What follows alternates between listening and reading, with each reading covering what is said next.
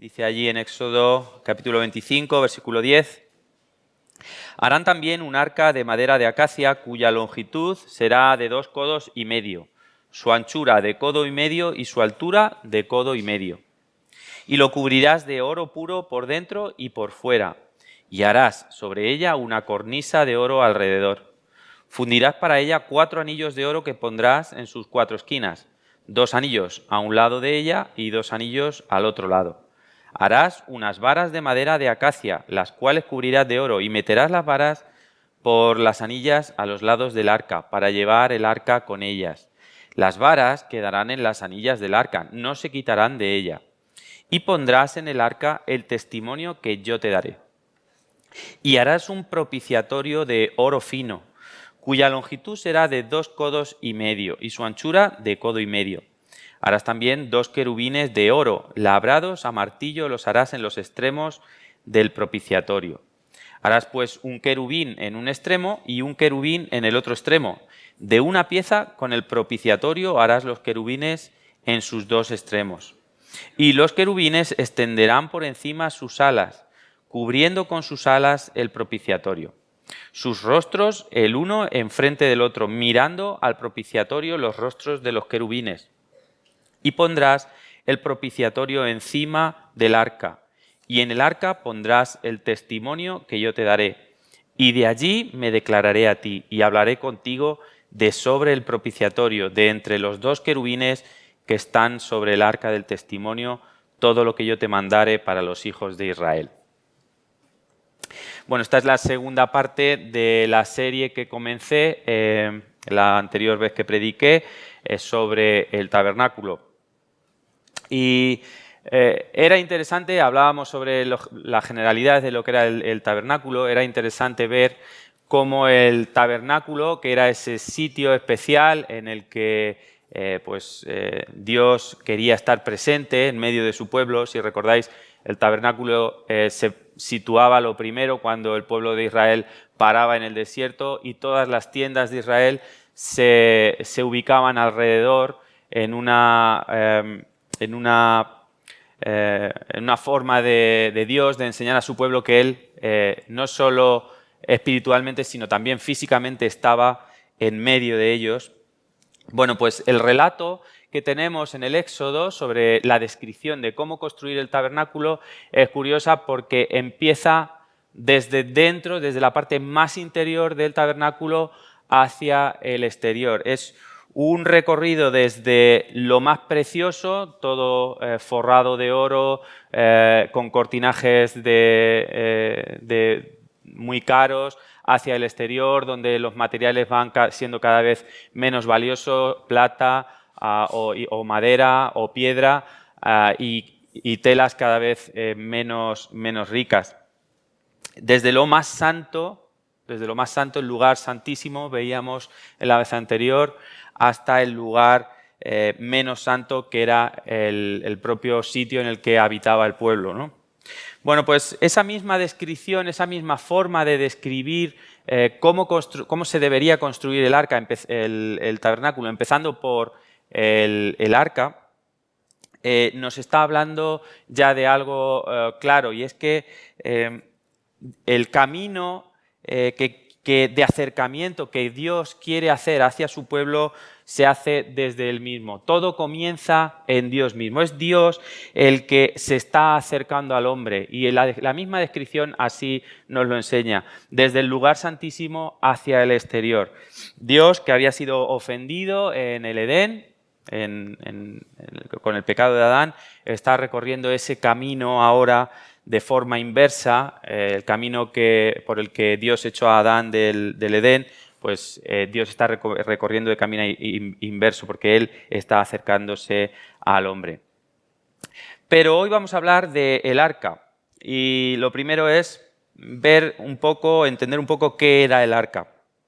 Lo primero, ¿cómo es el arca? Bueno, el arca era básicamente una caja de madera de acacia que tenía una tapa. La tapa es la que se llama en la lectura que hemos hecho el propiciatorio, pero es una tapa exactamente de las medidas de la caja. Y como los codos a lo mejor no es una medida que solemos usar nosotros, pues para que os hagáis la idea es 1,12 m, algo así, por 67 centímetros, que sería algo así, y por 67 centímetros. Una caja no muy grande, una caja relativamente pequeña. Eso sí, recubierta por dentro y por fuera de oro. Con esas dos anillas a cada lado que permitía meter unas varas para poder llevarla y transportarla. Y esa tapa, ese propiciatorio, también de madera, forrada de oro, con esos querubines, esas formas, al parecer con cuerpo de hombre y alas, que mirando hacia el centro de la tapa, pues extienden sus alas sobre la tapa.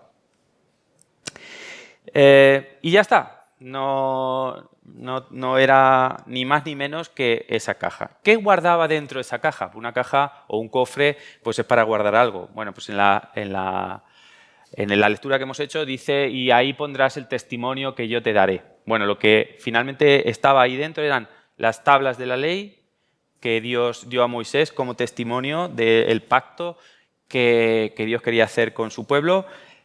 Posteriormente la vara de Aarón y también una muestra del maná que Dios les dio en el desierto. Y por último, ya sabemos cómo es, ya sabemos qué tenía, dónde se guardaba, pues ya lo hemos dicho, en el lugar santísimo. El lugar santísimo era la segunda cámara más privada de lo que era el tabernáculo. El tabernáculo era una tienda, estaba la primera parte a la que solamente accedía el sacerdote y luego dentro el lugar santísimo, que era el sitio al que solamente se podía acceder una vez al año y solamente el sumo sacerdote. Bueno, ¿y por qué un arca? Las arcas no eran la primera... las arcas no aparecen por primera vez en la historia con el pueblo de Israel. Y para entender lo que significaría para el pueblo de Israel el arca, tenemos que ver un poquito lo que nos dice la historia de los pueblos que vivían alrededor en esa época, porque había arcas también en las naciones de alrededor. Otras culturas tenían esas arcas y solían guardar dentro imágenes de sus dioses. Dentro de sus cofres sagrados, pues ponían imágenes de Asera, de Astarte, de distintos, de los dioses que cada nación tuviera. Pero no solo guardaban las imágenes de los dioses, sino que también se guardaban en el interior de estos cofres sagrados o arcas, se guardaban tratados o leyes nacionales. Los pueblos guardaban esas leyes que consideraban muy importantes y lo que querían hacer con ello era mostrar que les daban mucha importancia, en el sentido de que, puesto que el cofre era sagrado, eran sus dioses mismos los que autentificaban o eran testigos de las cláusulas y de los términos, pues, de las leyes que se ponían en esos cofres. Por otra parte, también se podían guardar en ese tipo de arcas pactos de vasallaje con otros pueblos. Algún pueblo invadía a otro pueblo y le imponía un pago de impuestos. Esos tratados se guardaban también en estas arcas sagradas. Incluso también alianzas entre reinos. Si se aliaba un reino con otro para atacar a un tercero, pues ese tipo de alianzas se guardaban en estos cofres sagrados. Y eso es lo que en mente tendría Israel cuando el Señor les mandó construir un arca. Ese tipo de cosas que eran costumbre en otras naciones también. Ahora bien, ¿qué encontró el pueblo de Israel con este arca en concreto que les mandó Dios construir?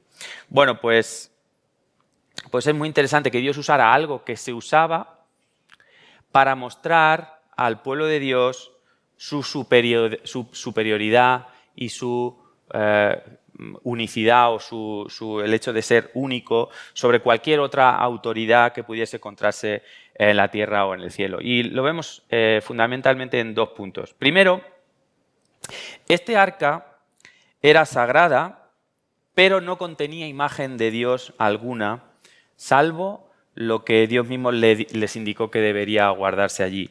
Y lo leemos luego en Deuteronomio. Fijaos lo que dice Moisés y os acercasteis y os pusisteis al pie del monte, esto fue cuando la entrega de la ley, y el monte ardía en fuego hasta en medio de los cielos, con tinieblas, nube y oscuridad.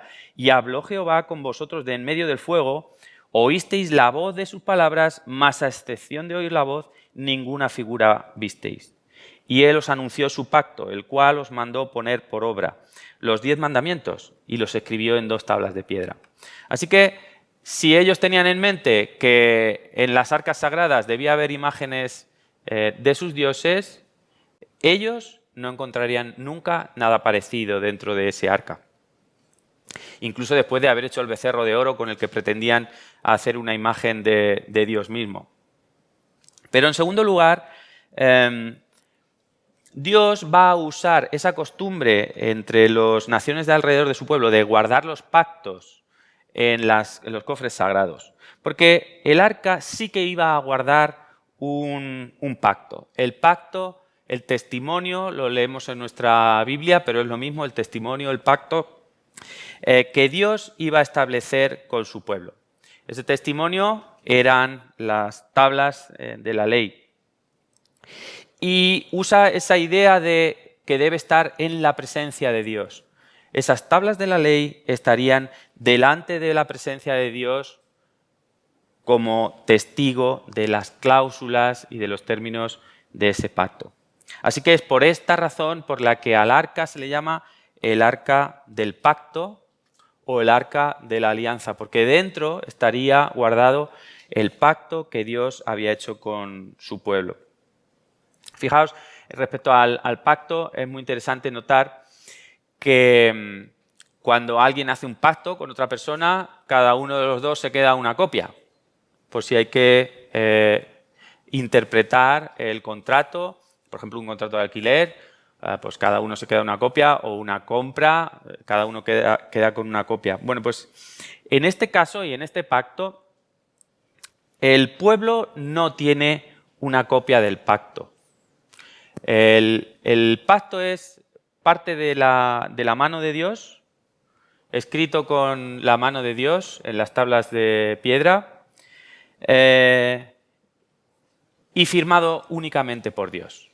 El pueblo no ha firmado nada. Se trata de una relación de vasallaje entre un reino grandioso como es el reino de Dios y un reino mucho menor como es el pueblo de Israel. Es Dios delante de su pueblo. Y Dios mismo va a ser el que garantice el cumplimiento del pacto.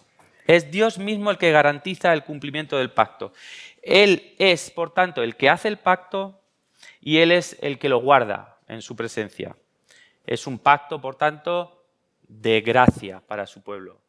Nada ha hecho Israel para merecer ese pacto, sin embargo, es Dios el que desciende a visitar a su pueblo y trae este pacto. Es un pacto de gracia. Y lo hemos visto anteriormente también con Abraham. Recuerdo siempre una predicación que hizo aquí en este púlpito Pedro Blois, hablaba sobre Abraham y sobre ese pacto, y os animo a que podáis escucharla, estará en nuestro YouTube seguramente. Y hablaba sobre este pasaje que dice: y sucedió que puesto el sol y ya oscurecido, se veía un horno humeando y unas antorchas de fuego que pasaban entre los animales divididos. Era una firma de un pacto que en aquella época se hacía dividiendo un animal y pasando entre medias las dos personas que firmaban el pacto. Pero Abraham lo único que veía era a una antorcha que pasaba por medio. Era Dios mismo el único que firmaba el pacto, y lo vemos aquí también, a Dios mismo firmando y manteniendo el pacto en su presencia dentro del arca. Bueno, esa es un poco la idea que podrían hacerse el pueblo de Israel con el arca. Ahora bien, ¿qué funciones iba a tener el arca dentro de la actividad religiosa del pueblo de Israel? Bueno, el arca era especial porque Dios es especial, es un Dios vivo, es un Dios verdadero y por tanto iba a ser especial. Se dirigió a su pueblo para que construyeran ese arca. Así que por ello tenía unas funciones que ninguna otra arca alrededor habría tenido ni iba a tener. No solo la de guardar el pacto, que podría asimilarse a las otras. No era una caja en realidad para guardar cosas, sino que era una caja en la que sucedían cosas extraordinarias y que nos tienen mucho que enseñar. Y yo voy a apuntar 3 cosas que sucedían principalmente en el arca. La primera de ellas es que era el lugar de la presencia de Dios. El lugar de la presencia de Dios. Fijaos en lo que hemos leído en el versículo 22. Dice, y pondrás el propiciatorio encima del arca, y en el arca pondrás el testimonio que yo te daré. Y de allí me declararé a ti y hablaré contigo sobre el propiciatorio. De entre los 2 querubines que están sobre el arca del testimonio, todo lo que yo te mandare para los hijos de Israel. Según los expertos de lo que he podido leer, una traducción más fiel del hebreo sería esta. Y allí me encontraré contigo. Y allí me encontraré contigo. Así que, si nos planteamos cómo es Dios y no nuestra corta visión que podemos tener de Él, solamente leer estas palabras deberían dejarnos atónitos y realmente postrados de rodillas ante un Dios tan grande que desciende a su pueblo y quiere hablar, y quiere estar ahí en medio de su pueblo. Para entender esa trascendencia, esa importancia de esto, quiero que nos paremos un poco y que podamos considerar el Salmo 113, que dice así: excelso sobre todas las naciones es Jehová, sobre los cielos su gloria. ¿Quién como Jehová nuestro Dios, que se sienta en las alturas, que se humilla a mirar en el cielo y en la tierra? Fijaos, un Dios que no está sujeto a esta creación, no está sujeto a este tiempo. Dice el Salmo, dice que ¿quién sobre los cielos y su gloria? ¿Quién como Jehová nuestro Dios, que se sienta en las alturas, que está por encima del universo, sin embargo se humilla, se arrodilla para mirarnos, para mirar el universo, para mirar la tierra, para mirar a cada uno de nosotros? Y se identifica con el ser humano y quiere morar entre su pueblo en esa sorprendente caja de madera que representaba la presencia de Dios. Y bueno, no sé si vosotros, pero ¿qué Dios tenemos que hace estas cosas, verdad? Bueno, es cierto que todo el tabernáculo en ese sentido era la indicación de Dios acercándose a su pueblo, pero es en el arca, en el sitio concreto, manifestado visiblemente, que Él iba a estar presente. De en medio de los querubines me dirigiré a vosotros. ¿Y de qué manera se hacía presente y visible Dios con el arca, en eso que he llamado lugar de la presencia? Pues de 2 maneras. Había una parte, digamos, visual. El arca y las anillas que tenían eran para transportarla. Cuando había que transportar el arca, los sacerdotes tenían que coger el arca, subirla sobre los hombros y transportarla con las varas y estando la caja en alto. Bueno, esa es la forma en la que se transportaba a los reyes. Los reyes tenían un trono, se subía sobre unas varas y el rey paseaba en alto sobre el pueblo para que todo el mundo pudiera verlo y se supiera quién era el rey, caminando así entre el pueblo. Bueno, pues esa misma manera es la que eligió Dios para que el arca fuese transportada, que estuviese en alto, como el rey que pasea entre su pueblo cuando el pueblo viajaba por el desierto. Pero también de una manera espiritual. Leemos en el Salmo 132 que el arca es el estrado de sus pies, dice así: entraremos en su tabernáculo, nos postraremos ante el estrado de sus pies. Levántate, oh Jehová, al lugar de tu reposo, tú y el arca de tu poder. Es como el reposo de los pies de Dios. Dios que vive fuera del universo, que es grande, que lo llena todo, que sabe todas las cosas, llama al arca como el lugar de reposo de sus pies. De una manera espiritual, claro. Pero también tenemos, para escenificar la presencia visible de Dios en el arca, la nube de gloria que aparecía cuando el pueblo paraba en el desierto. En Levítico 16 leemos: y Jehová dijo a Moisés: di a Aarón tu hermano que no en todo tiempo entre en el santuario detrás del velo, delante del propiciatorio que está sobre el arca, para que no muera, porque yo apareceré en la nube sobre el propiciatorio. De forma visible esa nube que guiaba al pueblo de día cuando viajaban, cuando el tabernáculo paraba, la nube reposaba físicamente sobre el arca. Claro, los sacerdotes no podían entrar, como dice aquí, para que no muriesen, pero visiblemente esa nube reposaba, volvía, digamos, al arca. Y ese es el lugar de la presencia. El arca representa la presencia de Dios en medio de su pueblo. En segundo lugar, el arca representa el lugar de la propiciación. El lugar de la propiciación. Voy a explicar esto algo mejor. La tapa del arca, en hebreo, la palabra que se usa es caporez o algo así, caporez. Y que cuando se tradujo al latín se tradujo como propitiatorium, que es, la traducción al español sería el lugar de la propiciación. Pero la verdad es que tiene muchos nombres, porque en inglés se llama the mercy seat, que es el sitio de la misericordia. Entonces, hay como una serie de conceptos ahí que probablemente en el hebreo eran más claros. Pero si vamos a la traducción que nosotros hacemos, tenemos que tener claro qué es la propiciación. La propiciación es básicamente el acto por el que la ira de Dios se retira de nosotros. La propiciación es el acto por medio del cual Dios retira de nosotros la ira que debería tener por nuestros pecados. Fijaos, el salmista en el Salmo 85 dice: fuiste propicio a tu tierra, oh Jehová, volviste la cautividad de Jacob, perdonaste la iniquidad de tu pueblo, todos los pecados de ellos cubriste, reprimiste todo tu enojo, te apartaste del ardor de tu ira. Esa es la definición de propiciación: apartar la ira, el ardor de la ira de los que lo merecen.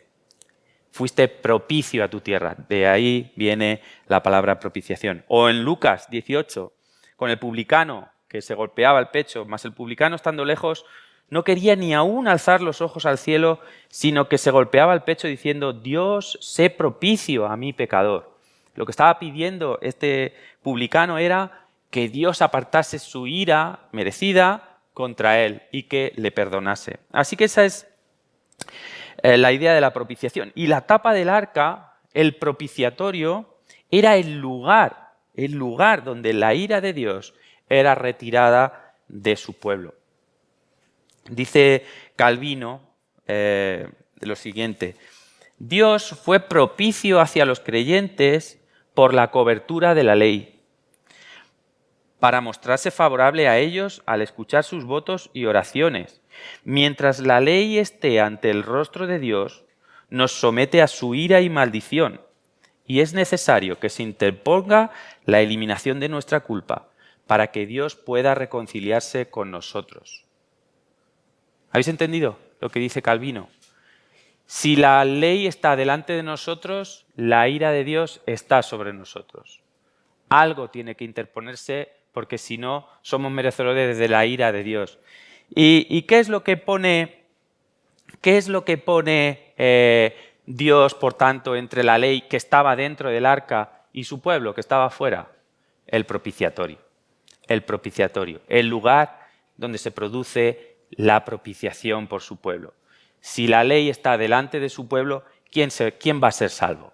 ¿Quién podrá ser salvo delante de un Dios santo? Pero no es un escudo místico, como en las películas, ¿no? Vemos ahí en Indiana Jones y el Arca Perdida, como si fuera una cosa mística. No es un escudo de fuerza de una película de ciencia ficción la que se produce en el arca. Es algo más profundo que una tapa de madera con oro, por supuesto. El lugar de la propiciación representa algo más, que luego veremos. Fijaos que la propiciación propiamente dicha no se realizaba por el hecho de que estuviese la tapa allí puesta. Se realizaba en tiempos de Israel una vez al año. La propiciación se realizaba una vez al año. Para ello, el sumo sacerdote tenía que ofrecer un sacrificio y verter la sangre sobre la tapa del propiciatorio. La propiciación no se hacía porque sí, se hacía porque un sacrificio se llevaba o se producía a través de un sacrificio que sustituía el castigo o la ira de Dios hacia su pueblo. Así que la propiciación no era algo gratuito que ofrecía la tapa, el propiciatorio, sino era necesario un sacrificio sustitutorio que tenía que estar delante de la misma presencia de Dios, puesto que es en el propiciatorio en el que hemos visto que se manifestaba la presencia de Dios. Debía realizarse año tras año, una y otra vez, y por tanto, como luego leemos en Hebreos, pues era un sacrificio imperfecto, no era perpetuo. Así que bueno, hemos visto dos lugares, el lugar de la presencia, el lugar de la propiciación y en tercer lugar, el lugar de la súplica, Puesto que en la tapa del arca se ofrecía ese sacrificio sustitutorio, en ese momento Dios era propicio, se había efectuado la propiciación, Dios retiraba la ira de su pueblo y por tanto el pueblo tenía acceso directo a Dios para acercarse a Él en oración, comunión, sabiendo que Él escuchaba y que tiene poder para responder. Es una maravilla porque no podemos acercarnos a Dios, salvo que seamos tan santos como Él.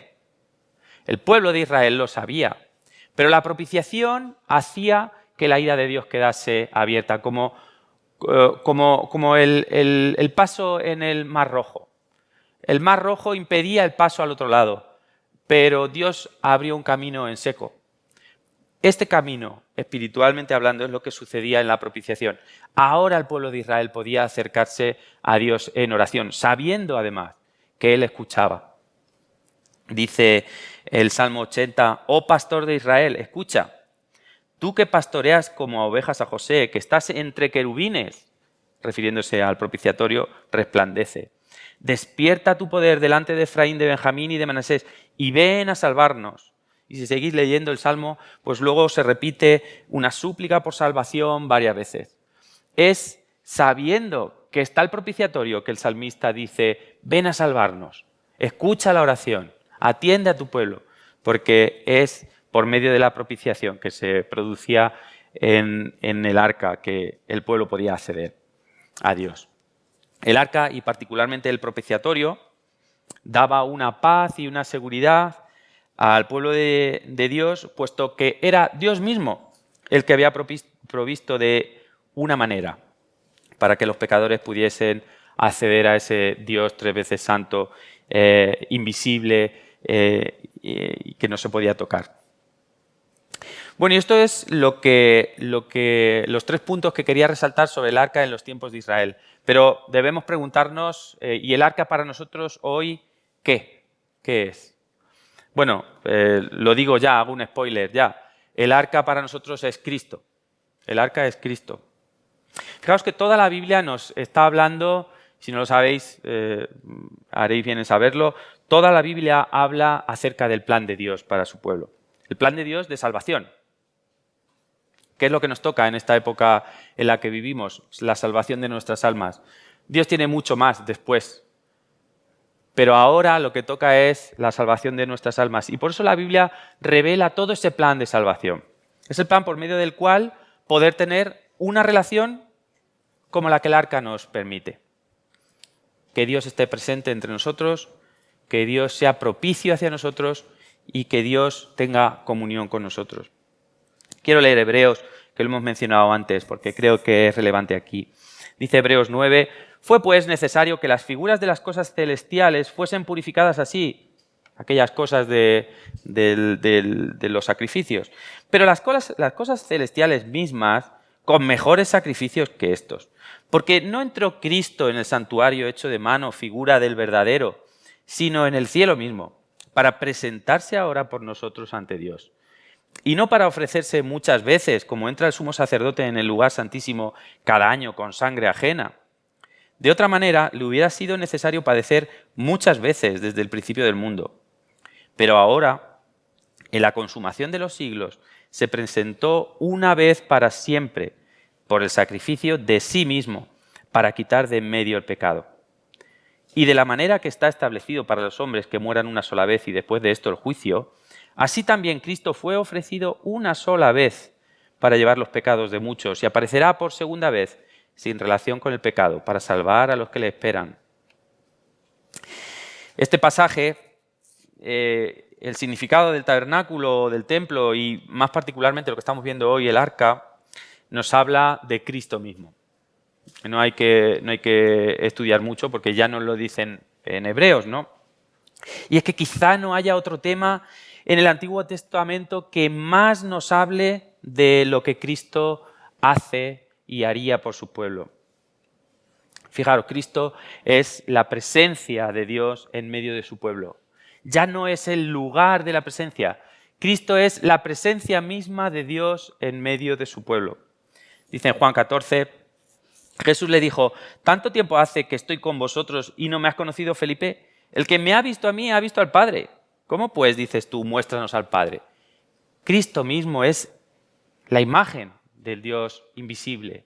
Dios hecho un hombre, Dios presente en el mundo. No lo había estado antes de forma simbólica o no en forma de carne, pero ahora Cristo es el que está en medio de su pueblo. O en Colosenses, porque en él habita corporalmente toda la plenitud de la deidad. Dios mismo está entre nosotros a través de Cristo. O Mateo 18, porque donde están 2 o 3 congregados en mi nombre, allí estoy yo en medio de ellos. El lugar de la presencia es Cristo. Y en Apocalipsis, cuando ya todo esto pase, dice, después de esto miré y aquí una gran multitud, la cual nadie podía contar, de todas naciones y tribus y pueblos y lenguas que estaban delante del trono y en la presencia del Cordero, que es Cristo. Vestidos de ropas blancas y con palmas en las manos, y clamaban a gran voz diciendo, la salvación pertenece a nuestro Dios, que está sentado en el trono y al Cordero. Y todos los ángeles estaban en pie alrededor del trono y de los ancianos y de los 4 seres vivientes, y se postraron sobre sus rostros delante del trono y adoraron a Dios. Dios, el Cordero, Cristo, todos, una sola persona en el trono en presencia de su pueblo. Cristo es la presencia de Dios en medio de su pueblo. Mejor cosa que una caja en el desierto. Cristo es la propiciación, no el lugar en el que se produce la propiciación. Cristo es él mismo la propiciación.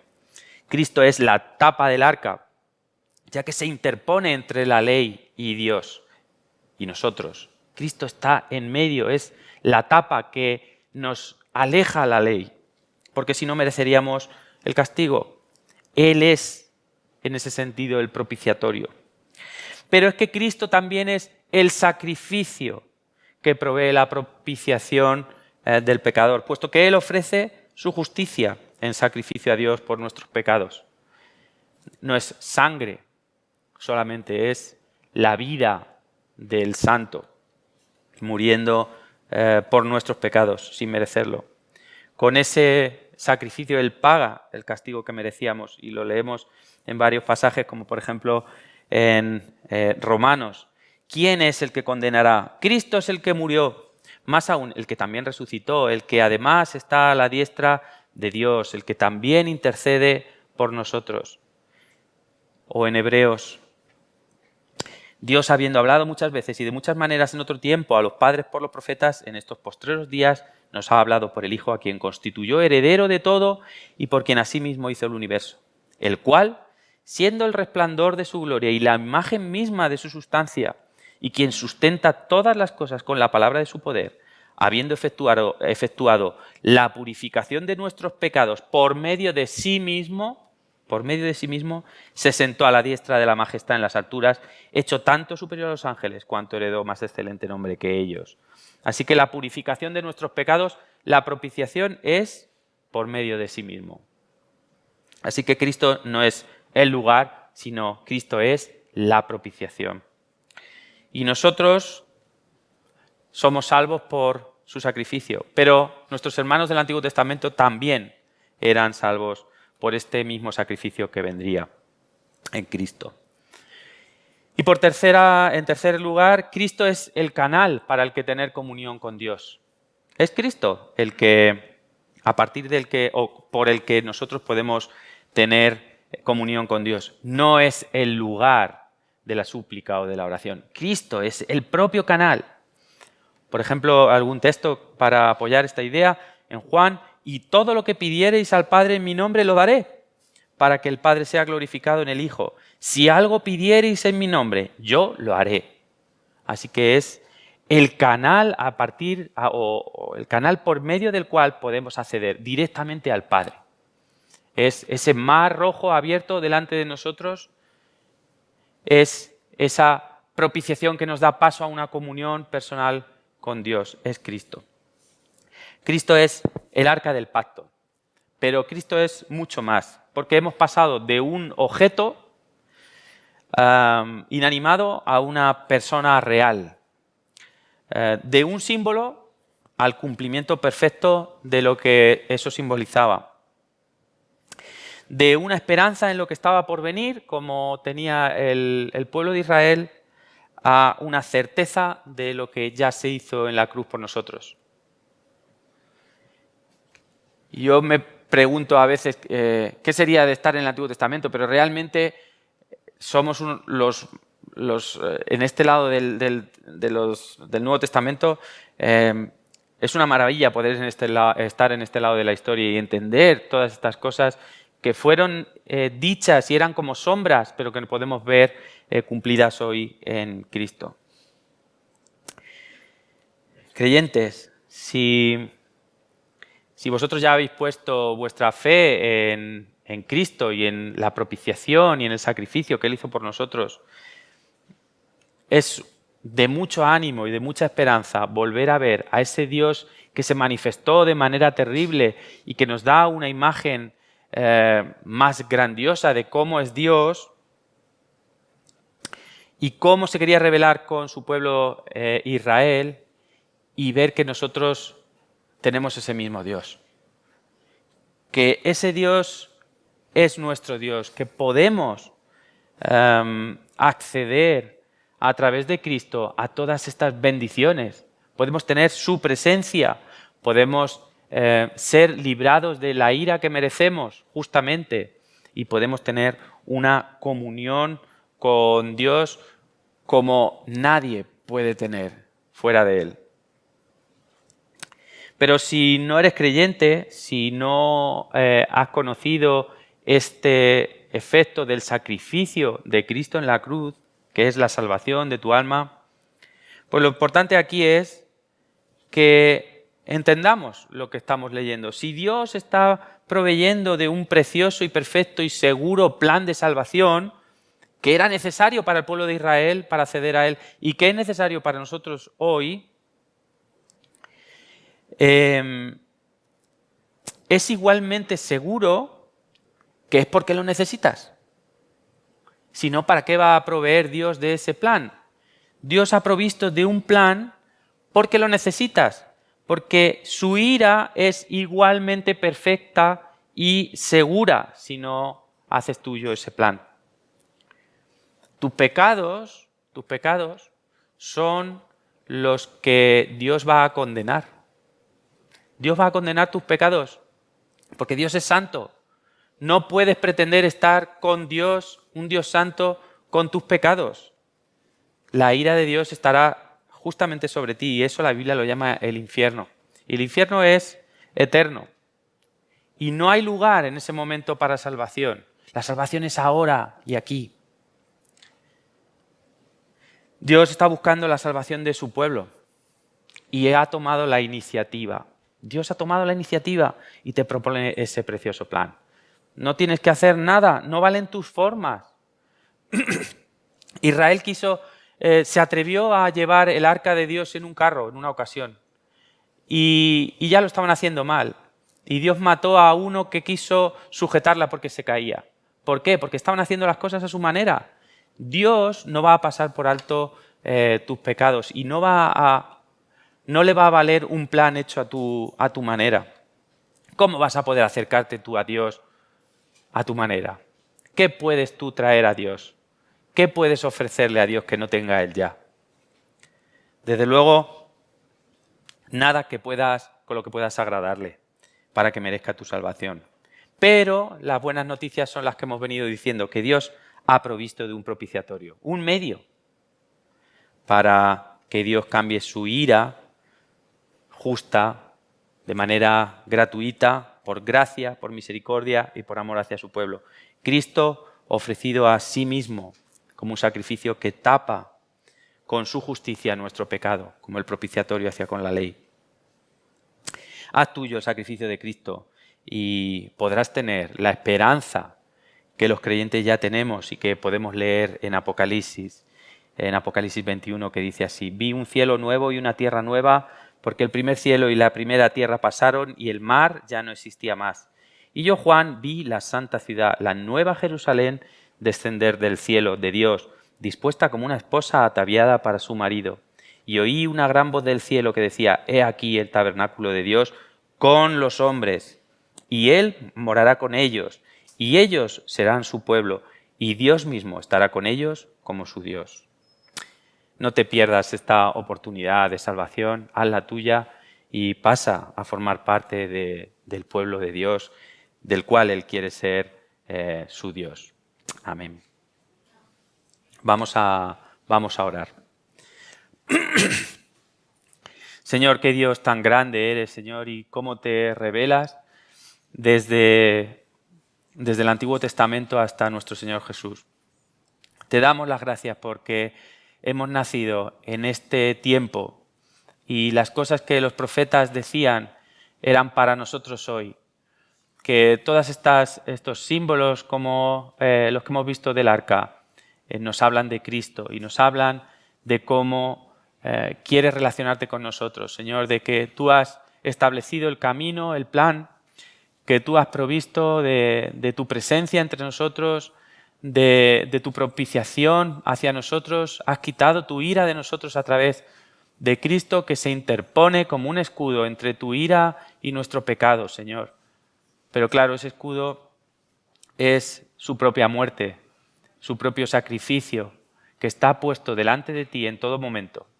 Señor, te damos las gracias por Cristo, te damos las gracias porque es por Él que podemos pasar dentro de tu presencia, porque es con Cristo que se rompió el velo que daba acceso al lugar santísimo, porque no necesitamos sacerdotes ni guías para entrar en tu presencia, sino a Cristo mismo. Te damos las gracias por Él, te pedimos, Señor, que tú obres en aquellos que no te conocen, que puedan entender estas verdades tan sublimes y de tanta esperanza y de tanta alegría para nosotros. Bendice tu palabra y hazla fructificar. Gracias por todo. En el nombre de Jesús. Amén.